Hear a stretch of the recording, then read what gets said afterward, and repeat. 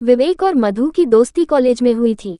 मधु के सीधे और सरल स्वभाव की वजह से विवेक उसे पसंद करने लगा था। धीरे धीरे दोस्ती प्यार में बदल गई और परिवार की रजामंदी से दोनों ने शादी कर ली। विवेक एक बड़ी कंपनी में नौकरी करता था और मधु एक निजी अस्पताल में नर्स का काम करती थी।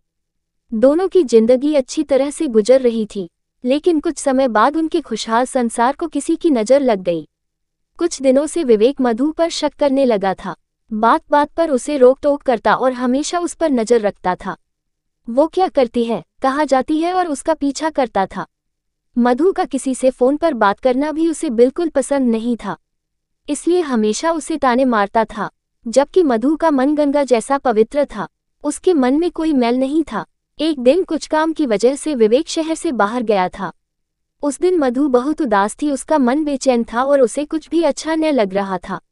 शक के बोझ तले और घुटन भरी जिंदगी से मधु पूरी तरह से टूट चुकी थी। उसकी बर्दाश्त करने की सीमा खत्म हो चुकी थी। रात भर बुरे ख्याल आ रहे थे। इसी वजह से उसने खुदकुशी करने का फैसला कर लिया और जहर खा लिया। सुबह जब विवेक घर लौटता है तो मधु को इस हालत में देखकर डर जाता है और तुरंत उसे अस्पताल ले जाता है। जब डॉक्टर मधु का इलाज करने आए तो उन्होंने उसे पहचान लिया और विवेक से पूछा, इसे क्या हुआ है। विवेक के पास इस बात का कोई जवाब नहीं था और तभी विवेक ने डॉक्टर से पूछा, आप मधु को कैसे जानते हैं।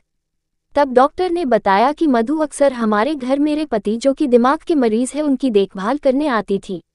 वो हमेशा मधु को अपनी बेटी समझते थे जो एक कार दुर्घटना में 2 साल पहले मर चुकी थी।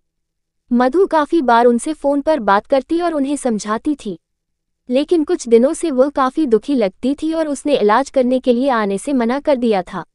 आखिर मधु ने ऐसा क्यों किया होगा। डॉक्टर की बातों को सुनने के बाद विवेक को अपनी गलती का एहसास होने लगा था और मन ही मन वह खुद को कोसने लगा। मधु के साथ बिताए हुए पल उसे याद आने लगे। तभी उसे मधु का वो खत मिला जो उसने खुदकुशी से पहले विवेक के नाम से कुछ इस तरह से लिखा था। डियर विवेक, बहुत प्यार करती थी तुमसे। तुम्हारे लिए मैंने खुद को भी भुला दिया। एक स्वावलंबी और एम्बिशियस लड़की को तुमने डिपेंडेंट बना दिया। बहुत सारे सपने सजाए थे तुम्हारे साथ। लगा था जिंदगी के हर मोड़ पर तुम मेरे साथ रहोगे और हमेशा मेरा ख्याल रखोगे। तुम्हारे लिए मैंने अपने दोस्त, परिवार सबको छोड़ दिया। मेरा माँ पापा से बात करना तुम्हें पसंद नहीं था, इसलिए मैंने उनसे बात करना भी कम कर दिया था। मेरी जिंदगी, मेरी ख्वाहिशें सब कुछ तुम बन गए थे, लेकिन फिर भी तुम हमेशा मुझ पर शक करते और ताने मारते थे। पर सच्चाई यही है कि मेरे दिल में हमेशा तुम थे और रहोगे। मैं तुम्हारे माँ पापा की भी बेटी बनना चाहती थी और हमेशा उनका ख्याल रखती थी, पर तुम्हें वह दिखावा लगता था।